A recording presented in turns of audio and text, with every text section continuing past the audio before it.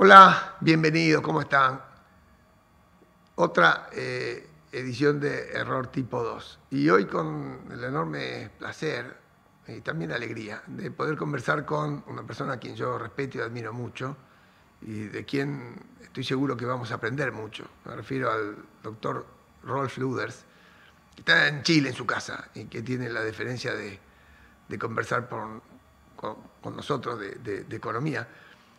Claro, Rolf tiene una larga experiencia y además ha estudiado con los mejores profesores de la Universidad de Chicago, así que nos va a ser bien oportuno para que de manera imparcial, pero también con mucho conocimiento del asunto, nos ayude a aclarar algunas cuestiones monetarias y cambiarias que siguen dando vuelta en la Argentina.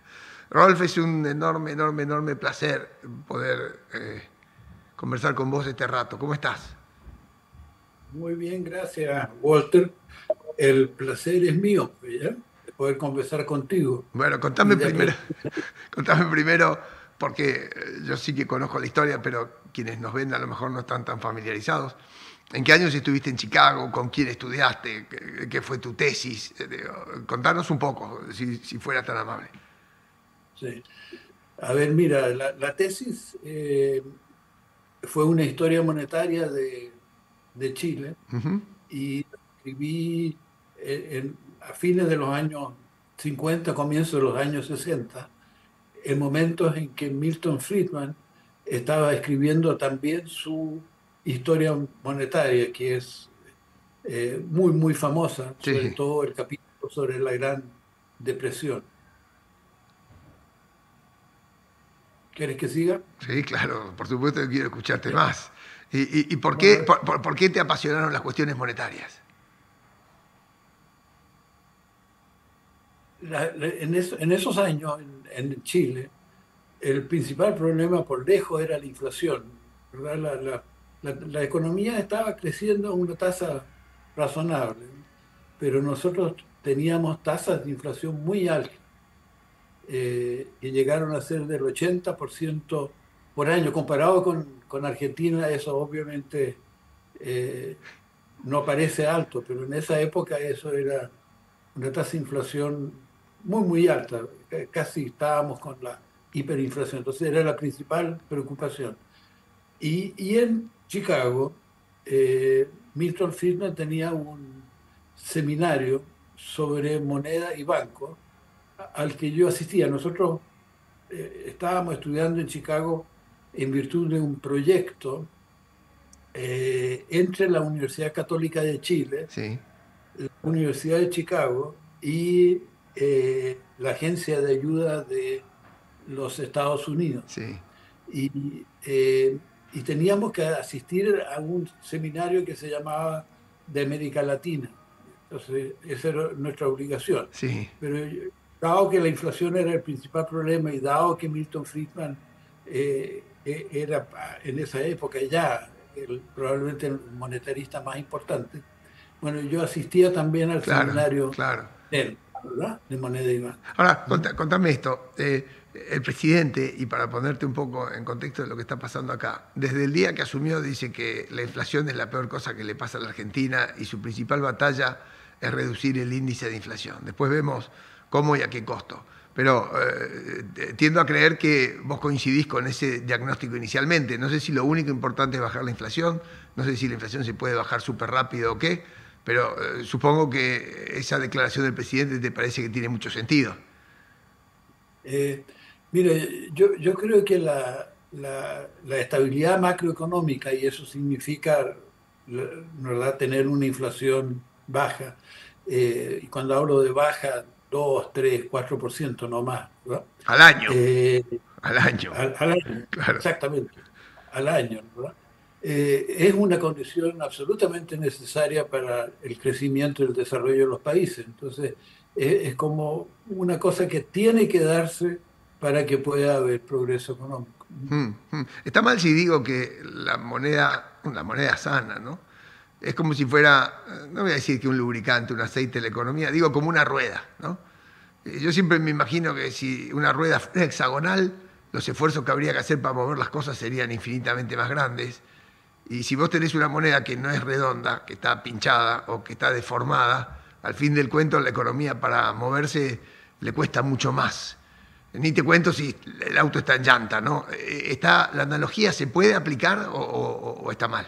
Sí, no, a mí me parece perfecta, ¿verdad? Ok, ok, ok. El- Ahora lo que sucede es que tú quieres tener probablemente un poco de inflación, ¿verdad? Porque eh, eh, históricamente, mientras tuvimos en el patrón oro y plata, en el caso Sí, de Chile, sí, la tasa de inflación promedio anual era cero. ¿Mm? sí. Eh, y durante décadas. Eh, bueno, probablemente es conveniente, y Friedman en eso coincidía, Hmm.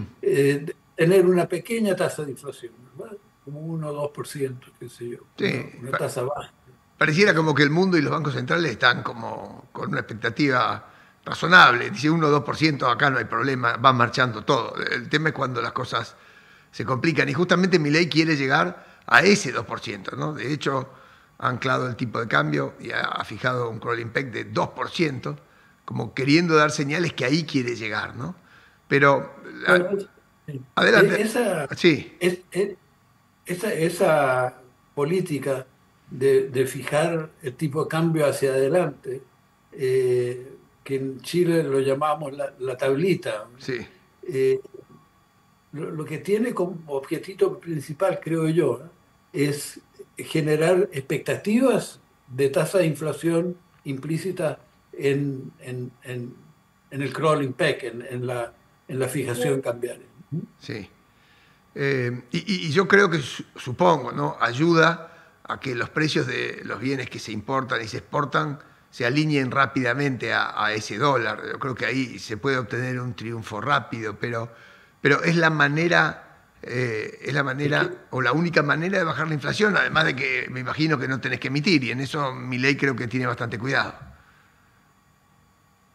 bueno, a ver, hay varios puntos, pero Mm, uno, que sin duda alguna, la inflación es un fenómeno monetario, ¿verdad? ujú, En la medida que el Banco Central emite más dinero que el que se demanda, vamos a tener inflación, ¿verdad? Si hay más billetes persiguiendo, digamos, los bienes que se producen, bueno, los precios van a tender a subir. Entonces, mm, está claro, lo que tú quieres en el fondo hacer es tener control de la cantidad de dinero.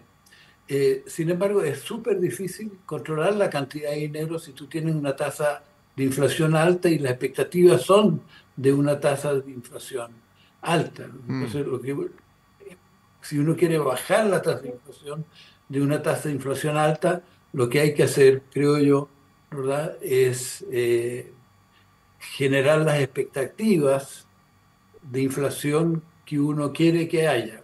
Entonces, yo creo que lo que trató de hacer Milei es eso, ¿verdad? Es decir, bueno, fijando el tipo de cambio hacia adelante con un 2% de inflación, lo que queremos es tener un 2% de inflación. Mm. Y si la población te cree, vas a tener éxito. Y si no te cree, no vas a tener éxito. Bueno, pero déjame preguntarte, porque la Argentina tiene años de inflación y todos los argentinos estamos entrenados a que los precios se muevan y estamos entrenados para que eso no nos arruine la vida como se la arruinaría cualquiera, ¿no? Porque vos trabajás y cobras una plata, al día siguiente vale menos y el otro menos y el otro menos. Entonces hay muchos mecanismos, algunos ponen la plata a interés, otros indexan sus precios y aumentan más por las dudas.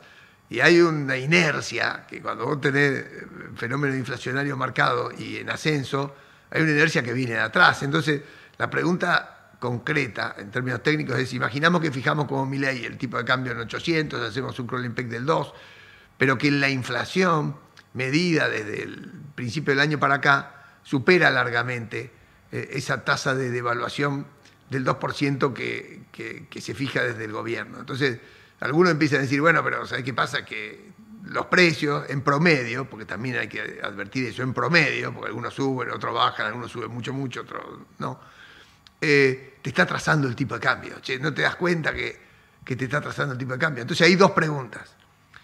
Si esto efectivamente pudiera estar pasando y si estuviera pasando, ¿qué riesgos tiene? Sí.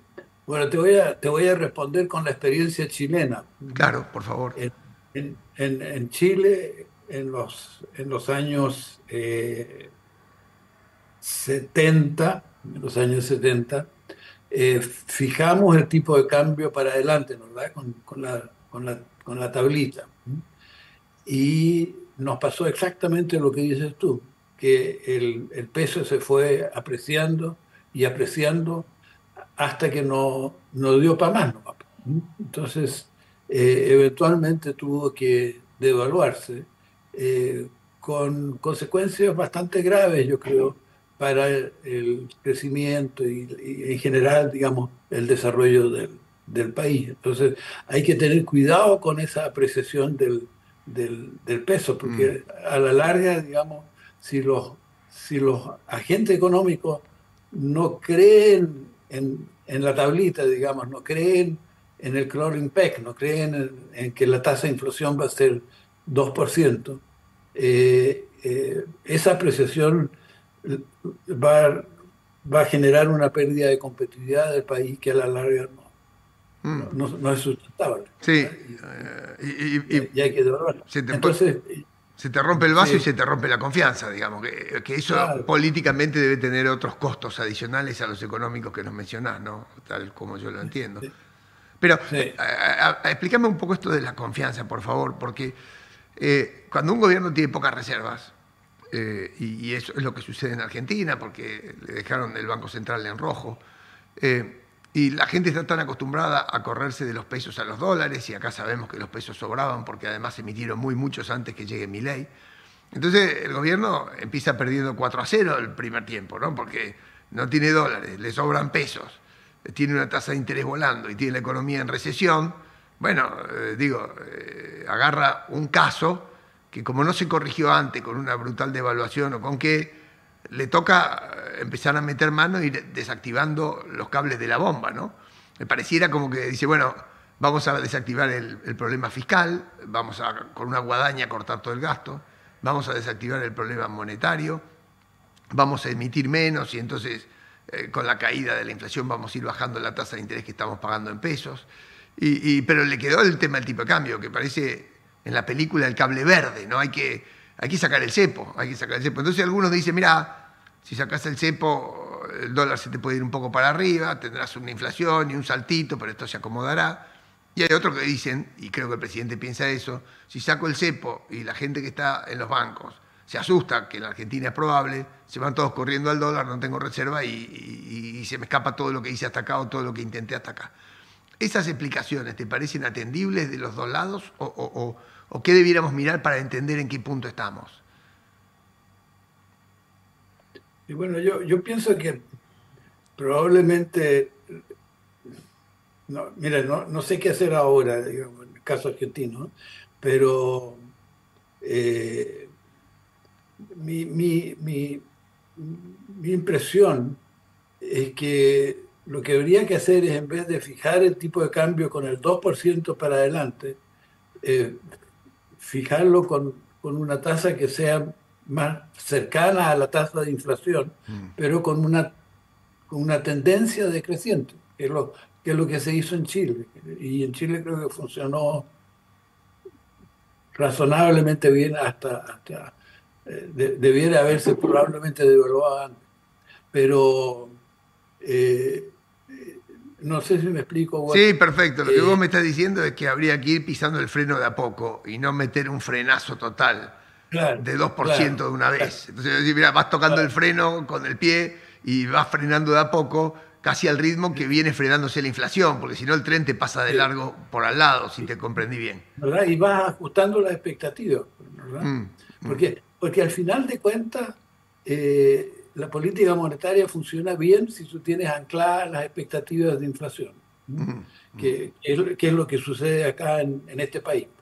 No sé si tú... Ahora, ¿por qué el presidente dice acá, en la Argentina, tratar de acomodar la inflación con la tasa de interés no sirve? Eso de tratar de poner una tasa de interés positiva y intentar a lo mejor como se hizo en Brasil, no me acuerdo si en el Plan Real o qué. Cuando llegó Milei intentó forzar una recesión, él mismo lo puso como parte de su programa, dice yo voy a frenar todo el gasto público, esto va a generar una recesión enorme, lo sinceró. Bueno, así ocurrió, tuvimos 2, 3 trimestres muy ásperos en materia en materia de actividad económica. Él lo dijo, vamos a hacer esto y tiramos el avión que viene incendiándose por la cola en picada, lo vamos a tirar a ver si lo aterrizamos. Y a medida que la inflación vaya cediendo, la tasa de interés en pesos que está volando para retener los pesos en el sistema, la vamos a bajar fuerte. Y así lo hizo por varias veces, hasta que llegó a un punto en donde bajó la tasa de interés y los pesos se le escaparon al dólar, y ahí sí puso el freno. Pero él dice, si yo hubiera apostado a mantener tasas en pesos muy positivas, la deuda que el Banco Central tenía se habría inflado muchísimo más. Entonces, eso de controlar la inflación con una tasa de interés positiva en Argentina no funciona. ¿Eso te hace sentido? ¿O en otros países sí hace sentido y aquí menos? ¿O es un método que a vos no te parece que esté bueno o sí? Mira, bueno, por lo menos en teoría da lo mismo si tú controlas la cantidad directamente o si, ¿verdad? Por intermedio de operaciones de compra-venta de activos del Banco Central, o si tú lo haces controlando la tasa de interés. Debiera dar lo mismo, ¿eh? Uno que otro sistema, ¿verdad? Ok. Varias veces se le critica al presidente. ¿Verdad? Porque lo importante es que se controle la cantidad de dinero.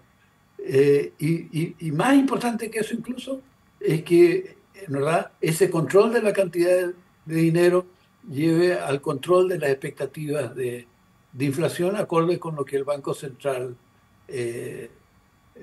hace, digamos. Sí. Ahora, cuando hablamos de cantidad de dinero, algunos dicen, mira, hay una base monetaria que son los billetes que circulan o que están encajados en los bancos, y hay una base monetaria amplia que es por la que debe responder el Banco Central si es que tiene emitida su propia deuda con vencimiento inmediato. O sea, como si la gente le fuera a pedir al Banco Central que le cancele la deuda vigente. El gobierno ha corrido toda esa deuda del Banco Central al Tesoro, y eso prolija mucho el ojo del Banco Central y está muy bien. Y inclusive la ha ido acomodando para adelante del tiempo, aunque sea grande y mucha, también está bien. Pero todo el mundo, en el fondo, tiene el temor de que esa deuda en pesos, que no tiene ningún respaldo, algún día se pegue una corrida para el tipo de cambio. Eso es lo que creo que pasa acá. Ahora, en ese esfuerzo que Milei está haciendo de encajar las reservas muy magras que tiene en todos los pesos que dan vuelta y que la gente no quiere, se viene discutiendo hace rato si se puede intentar eso desde una combinación de la cantidad de moneda, la tasa de interés y el tipo de cambio.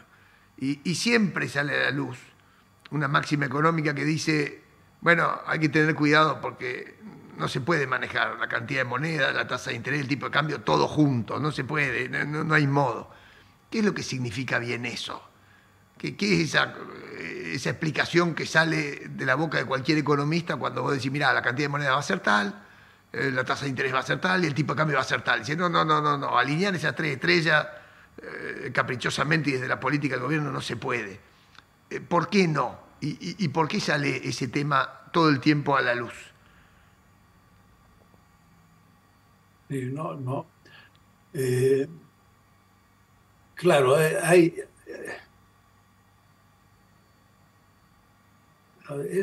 no es fácil de explicar esto, ¿no? Pero Para eso te llamo a vos. ¿verdad?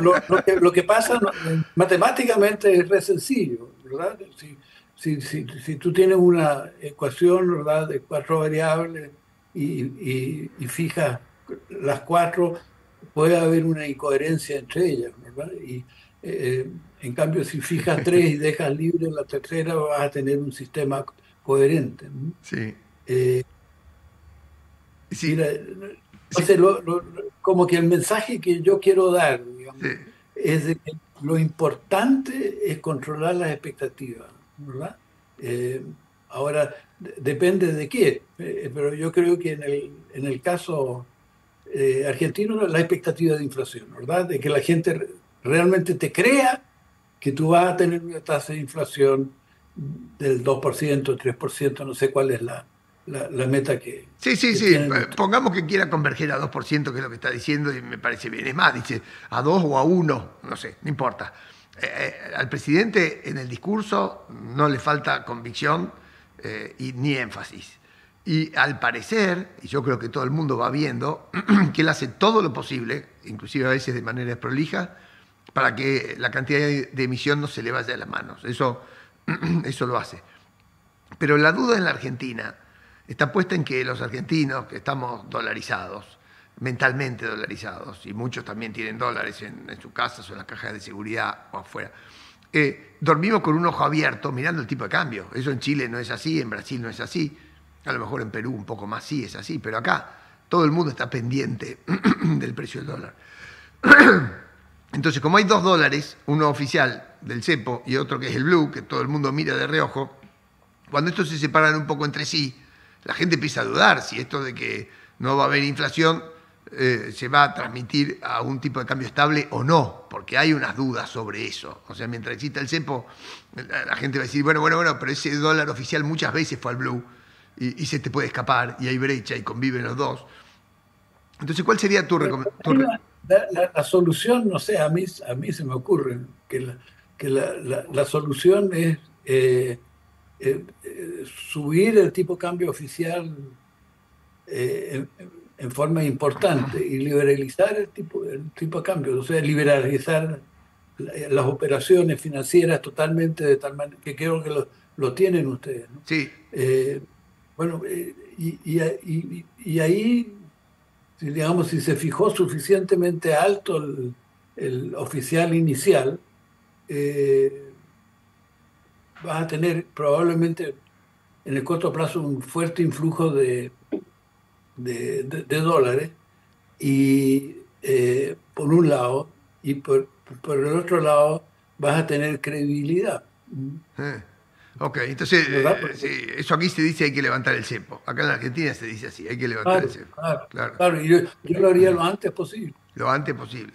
Claro. Y decime, ¿cómo se justifica que un país bueno, que necesita dólares, amén de este tema del tipo de cambio que pudiera estar atrasado, no tenga retenciones a su principal sector exportador, que es el agro, como por 30%? Digo, el gobierno ya sé que cubre su caja y sus déficits para justamente tratar de equilibrarse con las retenciones, pero ¿no resulta un poco peligroso y además perentorio tratar de lograr que los caballos que mejor corren, tus mejores caballos, tiren de la carreta? O sea, la retención a la exportación agropecuaria en Argentina, ¿no sería algo así como meterle una camiseta de 5 kilos de arena arriba de Messi para que juegue más despacio? No, no, no, no. Eso no se da de... A mí me parece un poco irracional eso, ¿no? Yo sé que a lo mejor es necesario o imprescindible, pero no debiéramos ir pensando en eso. No te entiendo bien, ¿eh? Porque lo que yo te he estado diciendo es que si tú subes el tipo de cambio fuertemente, Sí, vas a tener un influjo importante de dólares por los mercados financieros y vas a darle un empuje muy importante al sector exportador, ¿verdad? En este sí, caso, ok. eh, A ver, me repito a mí en mismo. cambio, ¿Mm? Me repito a mí mismo a ver si te puedo transmitir mejor la pregunta. Vos estás diciendo, si soltara el tipo de cambio, está claro que el sector exportador toma ventaja de eso porque el dólar se pone un poco más arriba y entonces recupera rentabilidad, puede sembrar en áreas marginales, puede meter tecnología, puede expandirse como de hecho se ha expandido el sector agropecuario o agroexportador en Uruguay, Paraguay o Brasil en los últimos 20 años. Es decir, Argentina tiene todavía esa cuota por aprovechar, porque está un poco quieto eso. Podría tomar ventaja de eso subiendo el tipo de cambio, y es ok. Pero ahora, mi pregunta es, si el gobierno no se anima a devaluar, al menos, no debiera quitarle el impuesto a la exportación, porque sería otra manera de mejorar el empuje de ese sector exportador. Aún si no se anima a sacar el cepo, ¿no sería perentorio? No, eso de eliminar el impuesto a las exportaciones lo, lo tiene que hacer de todas maneras, pienso yo, ¿no? ¿Verdad? Mm, para, digamos, optimizar la asignación de recursos en el país. Mm, mm. O sea que eso Así que eso es sine qua non. lo doy por descontado, digamos, ¿no? Sí, o sea, desde antes mismo. Desde antes mismo. Ahora, contame cuánto ayudó a estabilizar Chile o a mejorar su riqueza o a que los precios relativos fuesen más creíbles el hecho de haber avanzado en una política de mucha apertura comercial. O sea, Chile se abrió internacionalmente de manera muy sorprendente, muchos tratados de libre comercio, bajísimo arancel. Ese no parece ser el caso del Mercosur, no es el caso de la Argentina. Tenemos mucha traba para relacionarnos con el mundo en materia de comercio internacional. Contame un poco cómo fue la experiencia de transformación chilena a partir de las ventajas que eso le dio. Sí. Eh, bueno, lo que se hizo en Chile, en verdad, fue bajar los aranceles a las importaciones Mm, eh, de un nivel que iba de 0 a 200% a un nivel inferior al 1%, ¿verdad? En la práctica. ¿Mm? Bueno, el rango es de 0 a 6%, pero el promedio es del 1%. O sea, nosotros prácticamente no tenemos aranceles a las importaciones, no tenemos barreras a las importaciones. Y por el lado de las exportaciones, nosotros nunca tuvimos un impuesto a las exportaciones de ninguna especie. Salvo si uno pudiese considerar el royalty al cobre como un impuesto a las exportaciones. ujú. Entonces, Chile tiene la economía absolutamente libre. Ahora, eso sí fue un programa de muchos años, ¿verdad? Esto se empezó en el año 1974 y la tasa, digamos, de 0 a 6, el rango de 0 a 6 de aranceles a las importaciones, eso recién sucedió después del año 2000, de manera que tuvimos un periodo muy largo en que fuimos rebajando los, los impedimentos al comercio, con gran éxito, ¿no? Con gran éxito. Ahora hay una correlación estrecha entre apertura comercial y crecimiento económico. Los datos esos son absolutamente Mm, claros. mm, De tal mm. manera de que a mí me parece que Argentina debiera hacer algo parecido. Y lo hicieron despacio para que los recursos humanos de Chile, los trabajadores o las empresas, se fueran acomodando lentamente. O sea, es como decir, bueno, voy a sacar la momia, que es la Argentina, de su sarcófago, está encerrado este país de 50 años, lo quiero poner a competir. Eso se hace de manera lenta, porque la momia no puede salir a correr la maratón olímpica mañana, así sería. Pero, Walter, ahí hay un caveat, como dicen los gringos. Eh, Hubo en un periodo relativamente breve, inicial, una baja muy fuerte, ¿verdad? Ok. Eh, Bajamos de 0 a 200 a 0 a 10 en unos 4 años, ¿no? Y de ahí en adelante, entonces, Ok, sintonía eh, fina. O sea, en 4 años hicieron la mayor parte. Y después, de a sí, poquito, sector por sector. Ahora, sí. ¿cuál sería tu explicación?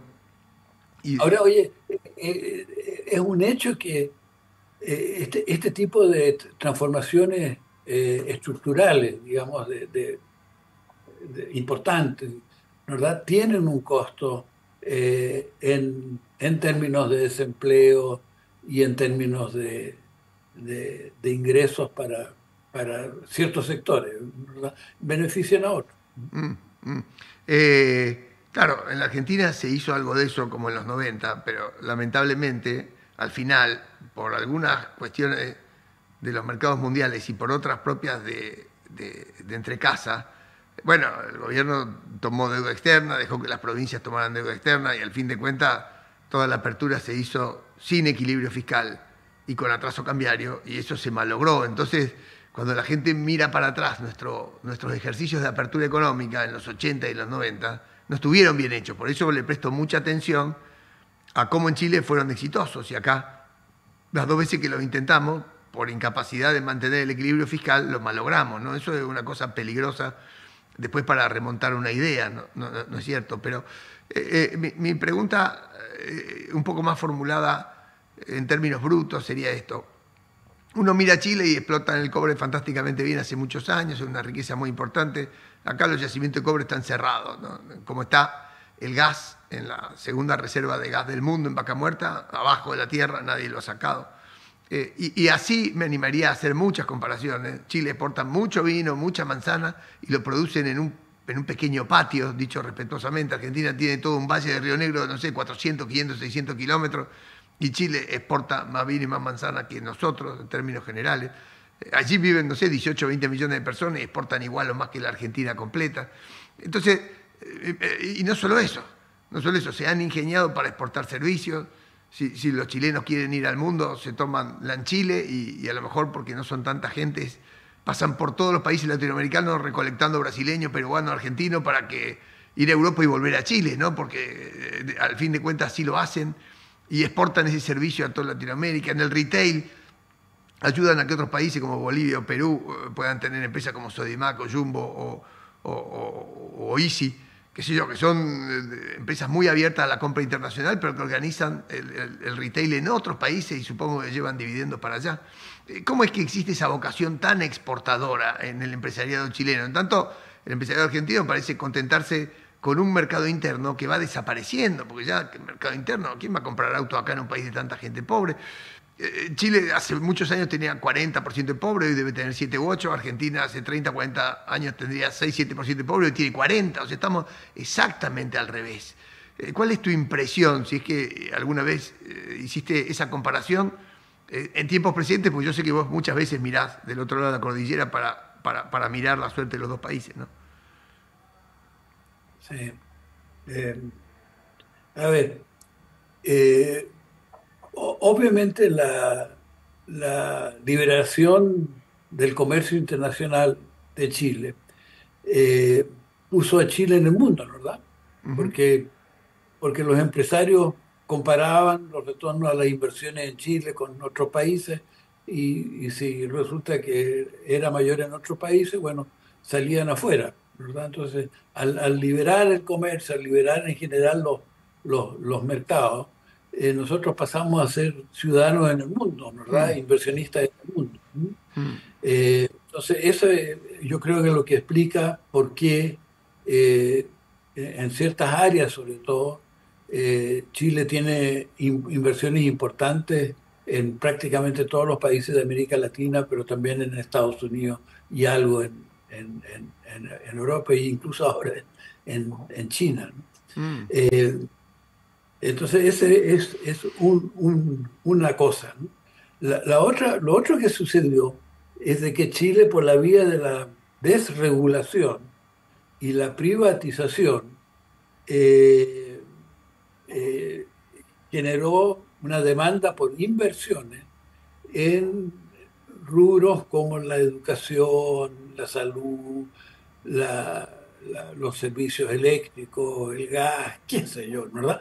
De tal manera de que se generaron oportunidades de inversión por medio de la desregulación y de la privatización. Y yo creo que eso fue muy importante y eso explica también en parte por qué una vez que se hicieron las inversiones en Chile para aprovechar las oportunidades que esa desregulación creaba, ¿verdad? Bueno, esos mismos sectores ya eficientes en Chile pasaron a hacer inversiones en el extranjero. mm, mm. No sé si Sí, me contesté. fuiste muy claro y me explicás perfectamente cómo hicieron para aprovechar los recursos que nunca fueron tantos, tantos, tantos. Digo, naturalmente comparado con Argentina, que es más ancho, en fin, cuando uno estudia las cuestiones naturales o geográficas se da cuenta que la Argentina quedó más cómoda, ¿no?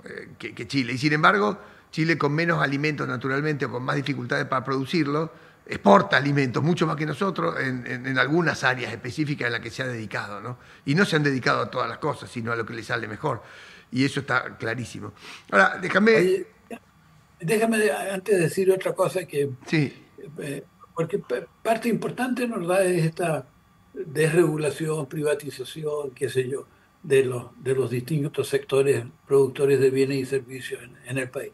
Bueno, la otra cosa que yo creo que fue muy importante, eh, y no me gusta mucho hablar de eso porque, digamos, lo hice yo en este caso, es que rebajamos el impuesto al capital. O sea, en Chile tenemos un sistema tributario en que las empresas pagan un cierto impuesto eh, a las rentas de las empresas, y ese impuesto a las rentas de las empresas se bajó a 10%. Tenía una tasa, no me acuerdo, de 30 o 40%, algo así. Se rebajó al 10% para las utilidades reinvertidas, y eso le dio un incentivo tremendo a Claro. las empresas a reinvertir el capital, y por lo tanto nos da a tener los recursos necesarios para poder invertir afuera también. Ujú. Déjame volver a lo Ahora, monetario. eso se cambió, ¿ah? Eso se cambió en el año 2014. Y si tú te fijas que es a partir de esa época que Chile deja de crecer Deja de crecer a tasa fuerte. baja. Sí, sí, deja de crecer fuerte, es cierto. Están perdiendo esa enorme ventaja que venían logrando de a poco, ¿no? Y eso es un problema.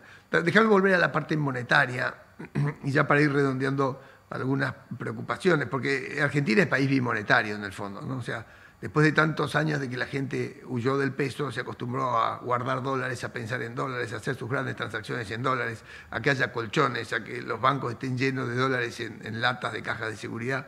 Y muchos han sacado los dólares de la Argentina, hasta con un impuesto tremendo a las fortunas, muchos argentinos se han ido fuera, ¿no?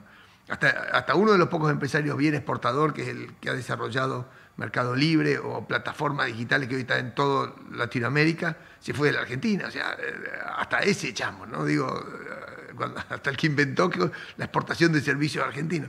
Pero eso de la doble moneda, de que existan pesos y que existan dólares y que coexistan, con un peso un poco abollado y un dólar muy creíble, pero con falta de dólares en general en el país. ¿Esa convivencia suele o puede ser problemática? ¿Hay alguna vía de solución para que esa convivencia se dé naturalmente? Algunos dicen que Perú es un buen ejemplo de eso. ¿Cuál es tu impresión? No conozco bien el caso Mm, peruano, ¿eh? mm, mm. Eh, no sé, a mí, por lo menos, eh, yo creo que si tú tienes bajo control el, el, el déficit fiscal, digamos, o sea, no tienes déficit fiscal, no tienes que emitir para financiar directo o Sí, indirectamente el déficit fiscal. Y si tú tienes abiertos los mercados financieros, ¿por qué no tener un solo tipo de cambio, ya sea fijo o, o ¿verdad?, flotante, como tiene la mayoría del mundo, o flotante. libremente flotante, ¿verdad? Pero cualquiera de los dos esquemas, si se implementa con credibilidad, ¿verdad?, en el sentido de que efectivamente no tienes un déficit fiscal, efectivamente tienes los mercados financieros abiertos, eso debiera funcionar perfectamente bien. Mm, mm, mm. Me viene a la cabeza ya casi dos últimas preguntas. Uno es, el presidente ha establecido un discurso muy sincero, lo ha planteado y lo conduce a rajatabla en materia económica y los objetivos los tiene claros y no sé si podrá, pero sin embargo, los bonos de la Argentina que subieron mucho de precio al principio se estancaron, ¿no? Entonces Argentina tiene un riesgo país enorme, no puede rolar su deuda sino al 20% en dólares, que eso es imposible. Tiene compromisos por delante. Y entonces pareciera que si el mundo no le cree y después de tantos tropezones es probable que tarden en creernos, va a haber dificultades para que nos renueven la deuda y por ende faltantes de dólares. Bueno, todo depende de esa confianza.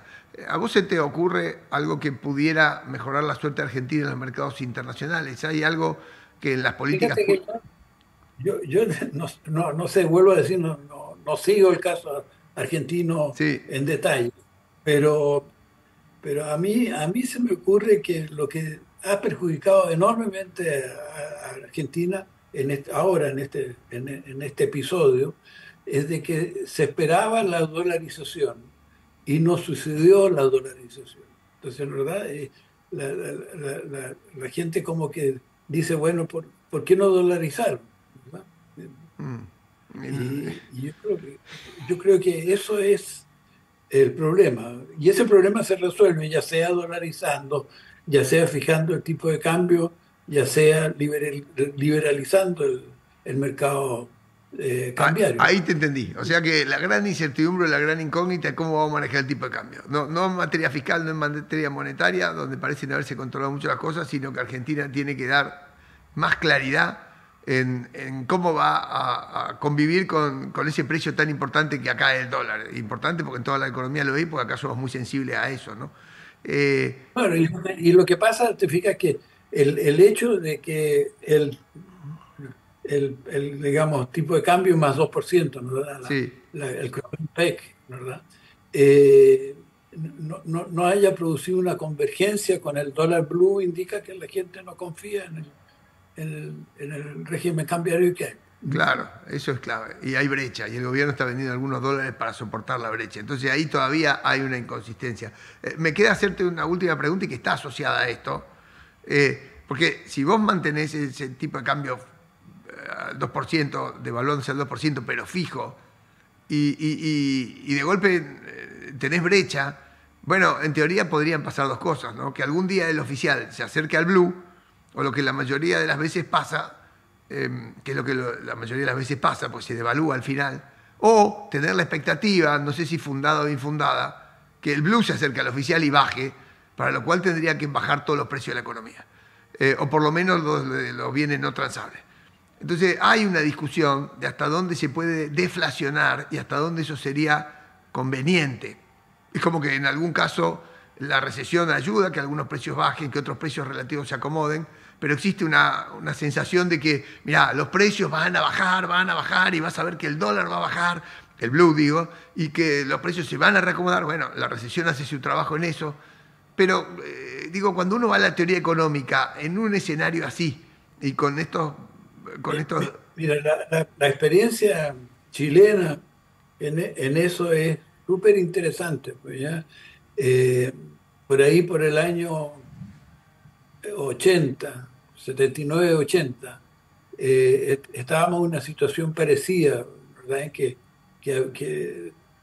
o se bajaban los precios, se bajaban los salarios, se bajaban los precios, o se devaluaban.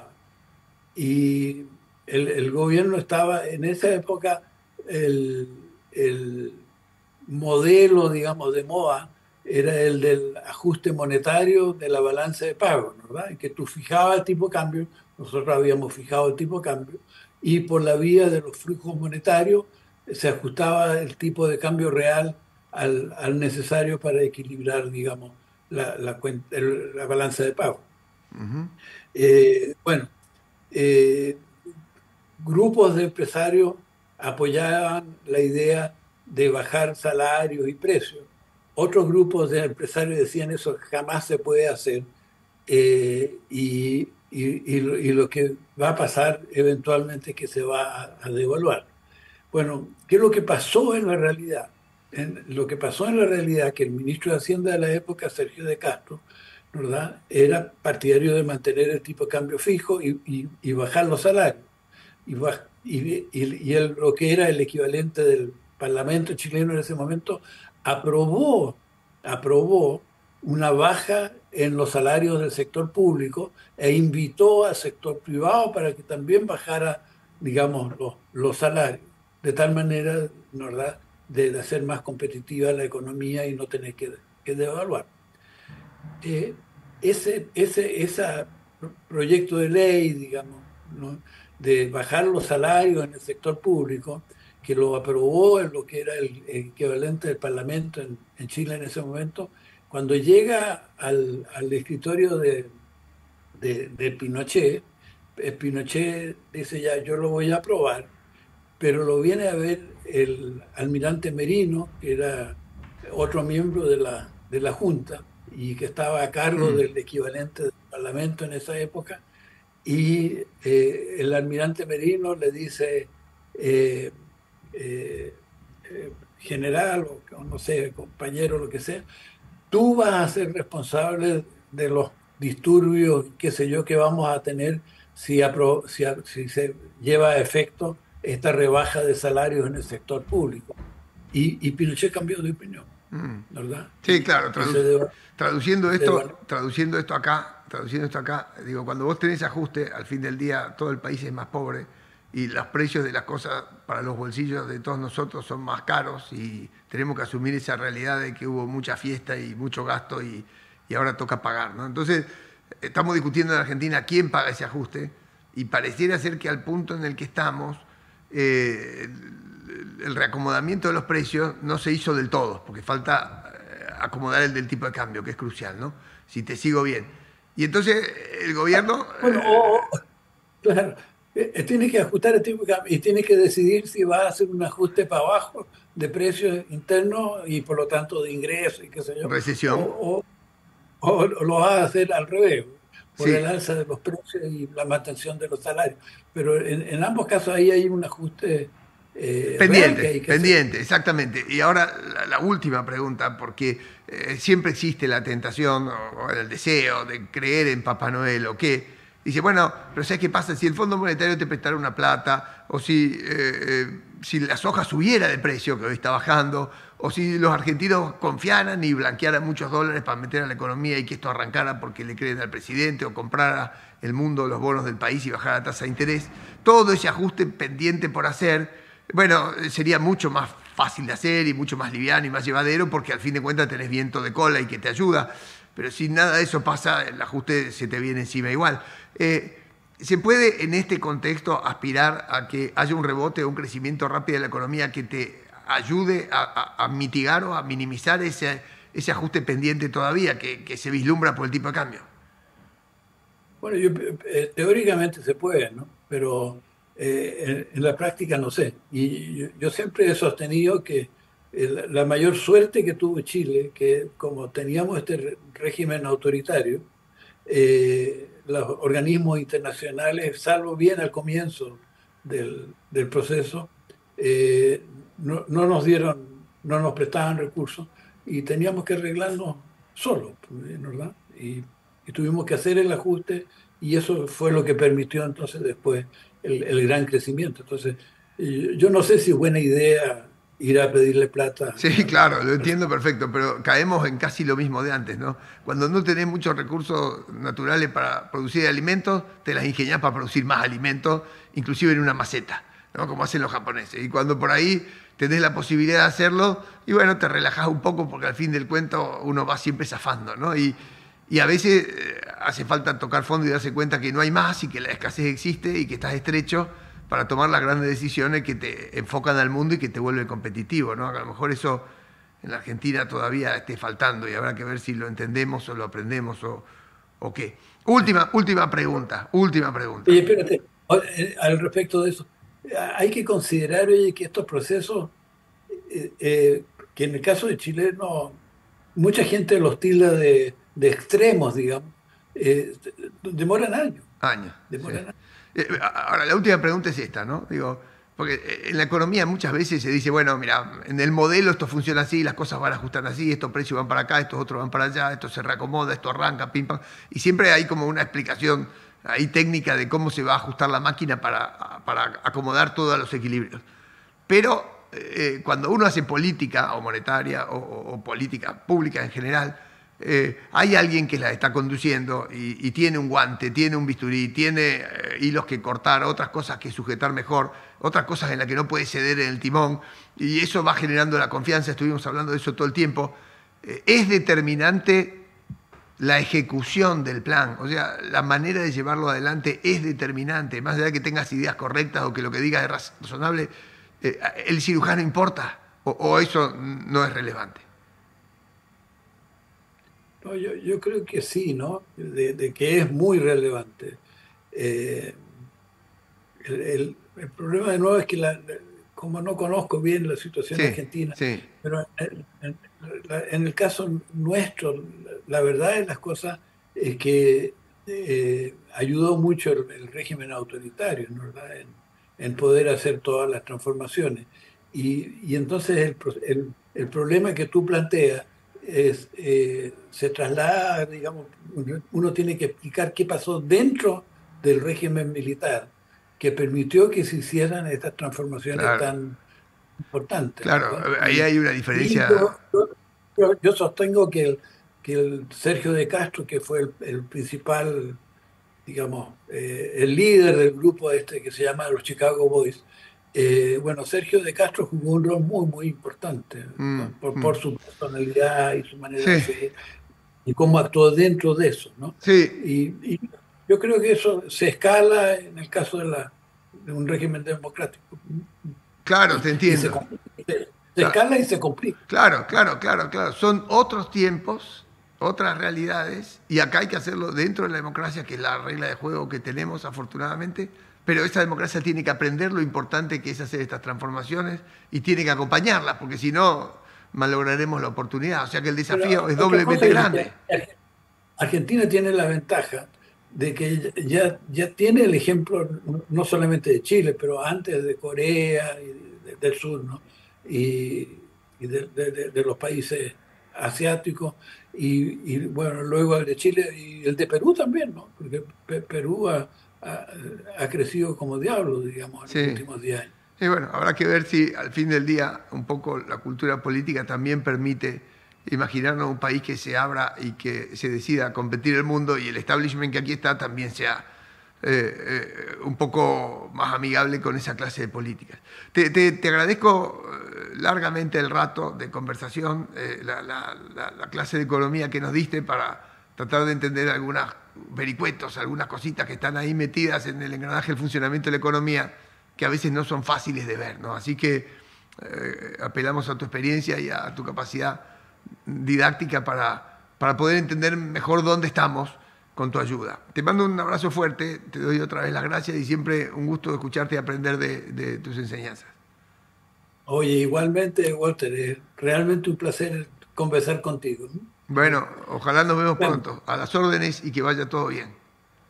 ok, muchas gracias, igualmente. Bueno, conversé con Rolf Luder, economista impresionante, que hizo sus estudios hace ya mucho tiempo en Chicago y que tuvo mucho que ver con la exitosa transformación que hubo en Chile en materia económica, lo que reperfiló mundialmente ese país, que era muy pobrecito, y muy pobrecito quiere decir 40-50% de pobreza y hoy tiene menos de 8%, y exportaba solo cobre y ahora exporta servicios al mundo y hasta encuadernación, porque es dueño de algunas empresas de las papeleras uruguayas y, y- y que sorprende por la integración con el mundo que ha logrado y por cómo ha levantado su nivel de vida en 30 años. O sea, todo lo contrario que le pasó a la economía argentina y cerrada, que malogró sus oportunidades una, dos y tres veces. Bueno, habrá una cuestión de ideas atrás, habrá una cuestión de ejecución atrás, habrá una cuestión de restricciones económicas y políticas, en fin, todo eso está por verse. Con estas ideas tratamos de alumbrar un poco desde afuera y con otra experiencia lo que estamos viviendo acá, a ver si podemos sacar algunas mejores conclusiones. Nos encontramos la semana que viene en Error Tipo 2. Si a ustedes les parece que este episodio pudiera servirle a alguien para pensar, para repensar, para aprender, por favor lo comparten. Chao, nos encontramos la semana que viene.